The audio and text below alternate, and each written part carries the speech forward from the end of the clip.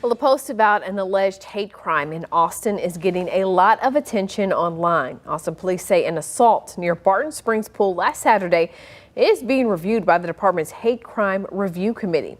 KVUE's Kelsey Sanchez talked with an APD staff member who helps investigate cases like these. She's joining us live from Barton Springs Pool with more on this. Kelsey. Ashley, that's right. I talked to police who say that they are looking for a man who got into a fight with multiple people here on Saturday evening and then ran off. Now, police did say that they couldn't get into specifics of the case, but they did explain how they deal with alleged hate crimes. On a hot summer afternoon, people take advantage of the cold Barton Springs Pool always has to offer. But the atmosphere looked different last weekend after Austin police got reports of a brawl breaking out near the spillway. That incident now being investigated as a possible hate crime. If we determine that a crime was committed and that crime was committed due to someone's bias or prejudice against a protected class, we then report that to the FBI. Jenny Tomanette works under the department's Victim Services Unit, but is also part of APD's internal review committee that looks into hate-related cases. She says investigators have to determine if the crime was against a protected class. The protected would be religion, gender, sexual orientation, race, nationality.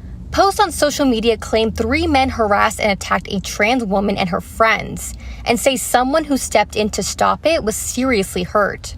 Tomanetz couldn't get into details about this case, but says when investigating any alleged hate crime, everything from video and photos to witness testimony is taken into account. So we take all that information into consideration when we determine if that crime was based on the hate or bias.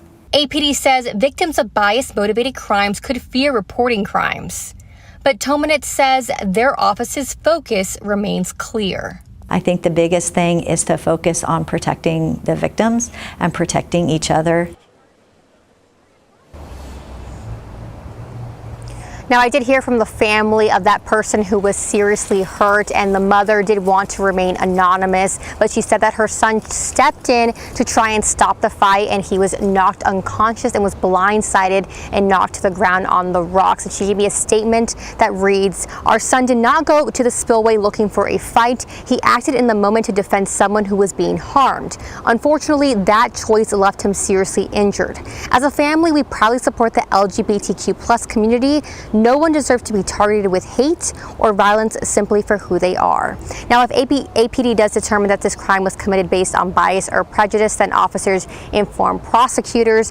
And if the DA's office does go forward with adding a hate crime, basically that charge will be considered a penalty enhancement, meaning it could change someone's sentence if they are convicted. Live at Barton Springs, I'm Kelsey Sanchez, KVUE News.